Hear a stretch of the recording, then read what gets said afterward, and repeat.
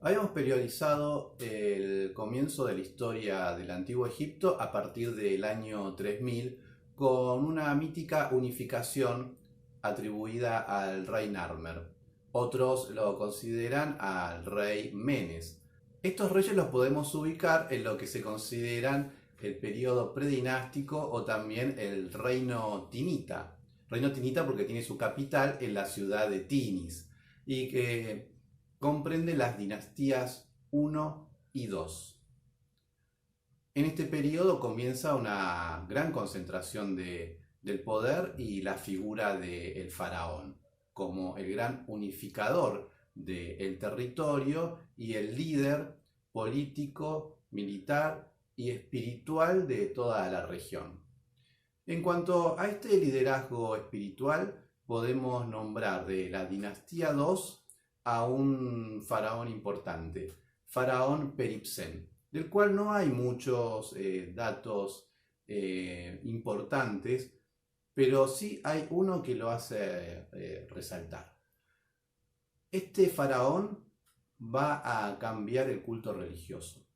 En él se va a unir la figura de Horus, que es el mismo faraón, Dios viviente, pero al mismo tiempo va a rendir culto al dios Set, enemigo de Horus. Tal es así que él se va a cambiar el nombre. Se va a hacer llamar Ankesemui, que significa algo así como los dos están en él. Reflejo de esto lo podemos ver en Susereg, donde Horus y Set están juntos. Pero esta reforma religiosa llevada a cabo por Peripson no va a durar mucho. Y quizás esta sea la primera antesala del rechazo que los egipcios tendrán a las reformas religiosas. Terminado este periodo, su hijo, el rey Zoser, no va a continuar con esta reforma religiosa. Manetón lo ubica ya en la dinastía 3 e inaugura un nuevo periodo para la historiografía dedicada al Antiguo Egipto. Comienza aquí lo que se denomina Reino Antiguo y que va desde el año 2778 hasta el año 2350. Abarca desde las dinastías 3 a las 6 y es el momento de esplendor de Egipto, porque aquí se va a concentrar todos los elementos que van a caracterizar a la cultura egipcia. Los elementos característicos de la cultura egipcia son muchos. Los más reconocibles son sus construcciones, sus monumentos, el arte funerario. Los faraones en este periodo son enterrados en un tipo de tumba que se denomina mastaba. Es una construcción sobre tierra con una pequeña galería subterránea. Allí va a dar el cuerpo del faraón, el difunto glorioso. Sin embargo, va a haber un cambio importante. Con el rey Zoser va a cambiar este tipo de arquitectura funeraria y va a aparecer lo que se va a considerar la primer pirámide, aunque no es la pirámide que nosotros conocemos a través de la clásica iconografía de los libros. Es una pirámide escalonada. Algunos sostienen que es una mastaba arriba de la otra, 6 mastabas. No está muy claro si esto es así o quiso hacer un intento de pirámide o del montículo originario, según la creencia y la mitología egipcia, es donde aparece por primera vez la tierra que emerge de los mares, el origen del mundo, según el pensamiento egipcio. Lo cierto es que es una gran arquitectura monumental y que va a dar pie e inicio a una serie de futuras construcciones. La primer pirámide sí la podemos ubicar ya en la dinastía 4, con el rey Snefru. La pirámide roja de Dayur es la que se considera la primer pirámide en toda su arquitectura tal cual como lo conocemos a través de fotos e imágenes tan clásicas que hemos visto en las revistas y en los libros y en los documentales. Es una dinastía fuerte, la dinastía 4, y que va a conocer las mejores crecidas del río Nilo.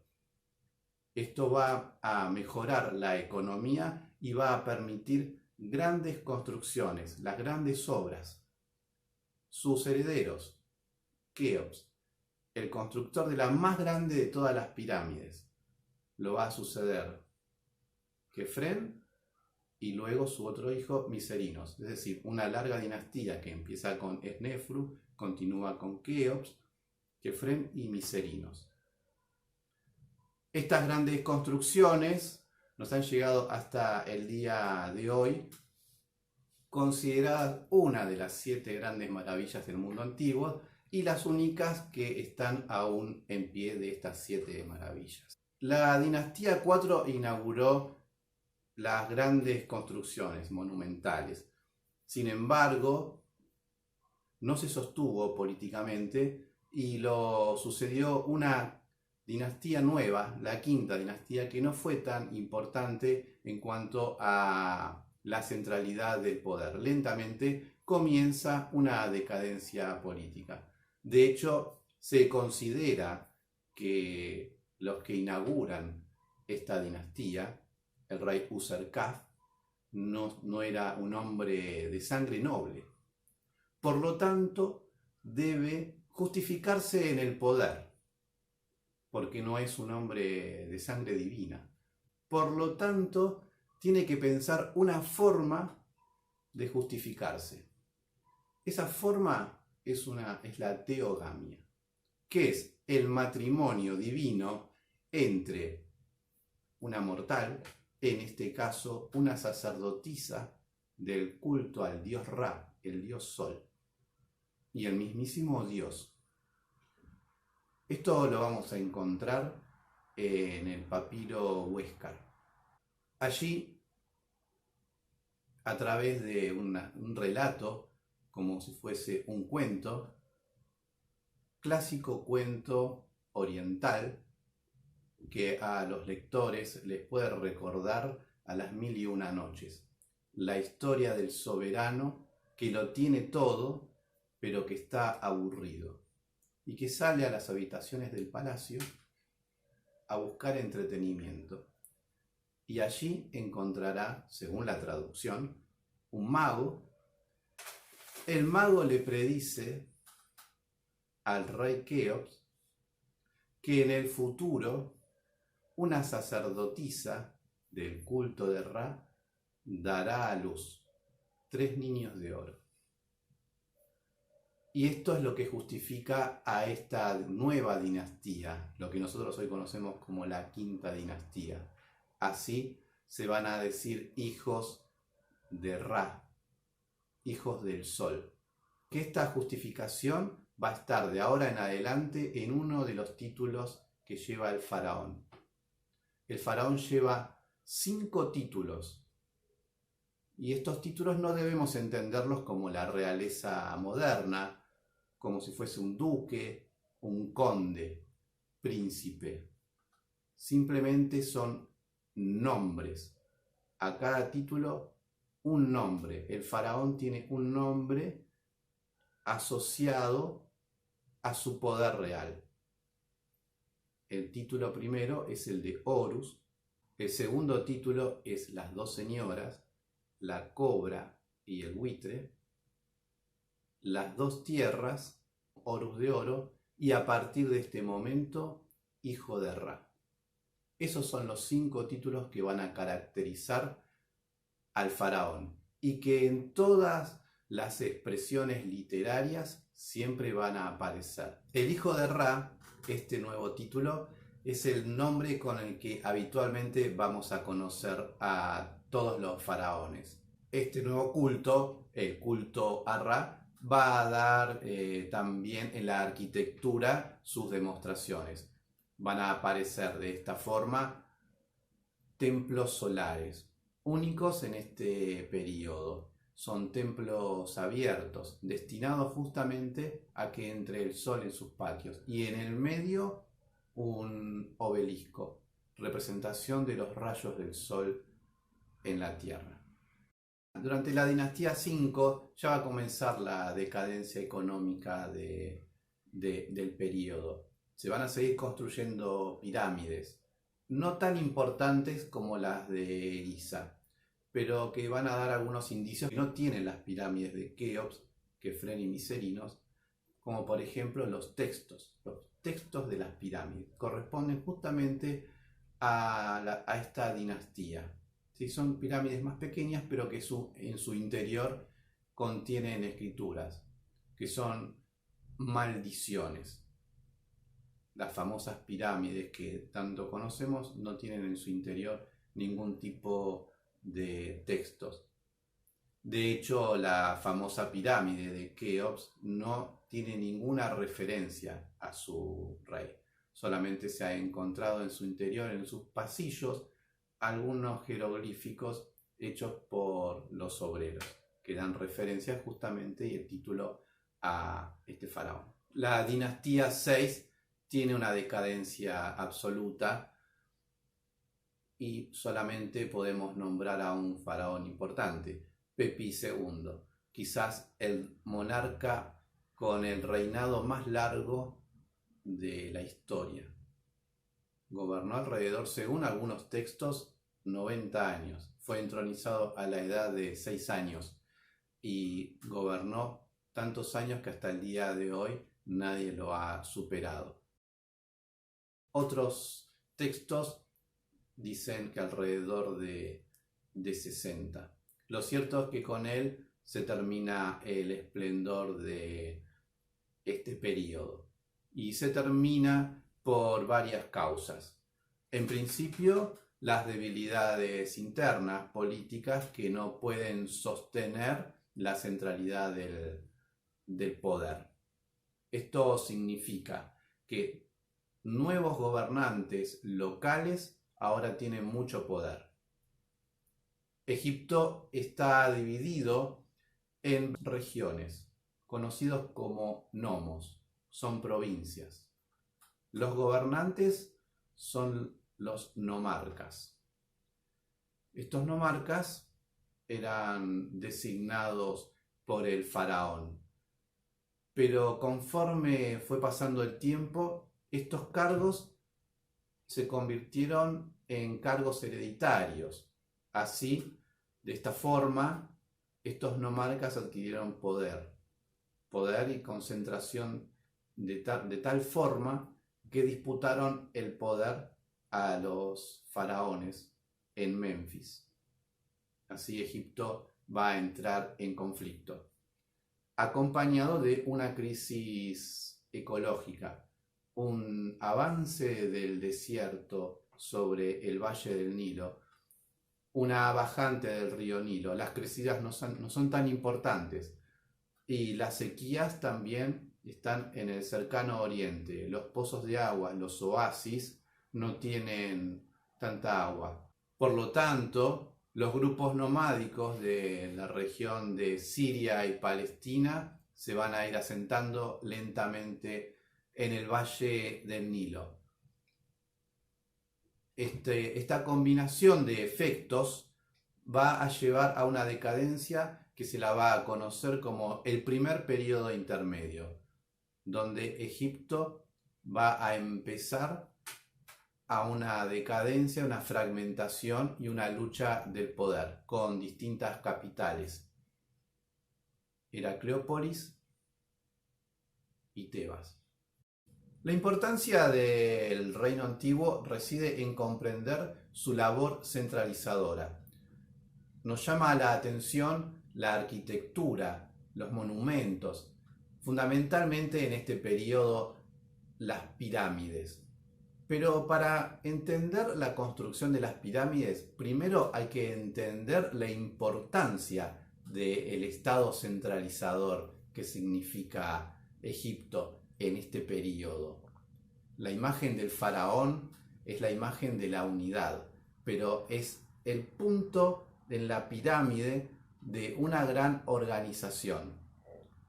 Una organización que en su base está el campesinado, un gran número de personas que trabajan la tierra para poder alimentar a todo este territorio. Una gran concentración de cereales que se pueden acumular, se pueden guardar, alimentos que no son perecederos y un Estado centralizado que puede repartirlo. Pero para poder repartir todo ese material es necesario tener una clase que debe administrar. Así vamos a tener sacerdotes en Egipto, astrónomos que pueden predecir el tiempo de la cosecha, el tiempo de la siembra, dónde están las estrellas para orientar la construcción de los grandes monumentos, una clase de escribas con un conocimiento muy perfecto de la escritura y que es una escritura muy clásica, la de Egipto, que son los jeroglíficos. Así se podrá administrar el censo, la producción y en consecuencia el alimento de toda una población que vive para trabajar la tierra, pero también para el sostenimiento del culto al faraón. Recordemos que el faraón es un dios viviente. La construcción de los grandes monumentos, las pirámides, no está hecha por esclavos, como comúnmente se cree, o como decía antiguamente la vieja bibliografía, sino que es el trabajo por corvea. La corvea es el pago de impuestos en trabajo. Durante la crecida del río Nilo, los trabajadores, los campesinos, no tenían mucha actividad. Debían esperar a que bajara el río para poder trabajar la tierra. En consecuencia, en ese periodo, la población no podía quedar ociosa en sus aldeas sin trabajar. Por lo tanto, mediante los censos que hacían los escribas, se conocía la cantidad de población y quienes eran aptos para el trabajo. Así se convocaba de distintas aldeas a lo largo de todo el territorio egipcio a los trabajadores para trabajar una vez al año para construir ese gran monumento para el dios, para el faraón. La construcción de la Gran Pirámide es una combinación entre la gran concentración de trabajadores que se llevó a lo largo de aproximadamente 20 años, en una combinación con grandes crecidas del río Nilo, que permitió grandes cosechas y en consecuencia una gran concentración de alimentos y el reparto y la alimentación de la población y de estos trabajadores. Trabajadores que iban a trabajar para su Dios, porque el destino final del faraón es la pirámide, y la pirámide es lo que le va a permitir al faraón difunto glorioso convertirse de Horus, Dios viviente, a Osiris, Dios muerto, pero que desde el más allá puede armonizar el cosmos, puede armonizar a Egipto. Es necesario para la creencia egipcia que la economía, las buenas cosechas y la buena fortuna pueda ocurrir porque el faraón está conforme en su tumba, está cómodo y puede ir y venir a su Ka, su alma, desde el más allá, puede venir a la tierra. Esto ocurre en un estado centralizado, normalizado, que puede controlar a toda la población. Creo que ahí reside la comprensión y la importancia de la cultura egipcia, muchas veces denostada por quienes creen en fuerzas extraterrestres, en fuerzas paranormales, que dejan de lado a la cultura humana, dejando de lado si son egipcios, chinos, americanos, las grandes construcciones, es un producto de la cultura y el saber humano, pero que muchas veces es dejado de lado. Es lo que en otros encuentros llamamos un orientalismo. Quitarles su derecho a la historia, su lugar en la construcción de la cultura y la civilización humana. Por eso es importante, antes de llevarnos por el romanticismo de las pirámides, las grandes construcciones, principalmente pensar en el valor humano puesto en esta cultura. La pirámide de Keops, la más grande de las pirámides, podemos entenderlos como ejes cartesianos, una combinación entre una fuerte centralización política con una gran combinación económica. En consecuencia, la Gran Pirámide justamente concentra toda esa bonanza, autoridad política y bonanza económica, que luego va a ir decayendo. Por eso otras pirámides más pequeñas, la economía y la centralidad política están juntas, y lo podemos ver entonces en estas grandes construcciones. La decadencia de Egipto, sumada a los factores externos, el clima, y los factores internos, el conflicto entre los nomarcas y la falta de autoridad de un faraón que pueda unir las dos tierras, es lo que va a llevar a lo que vamos a conocer como el primer periodo intermedio. Pero esa es otra historia.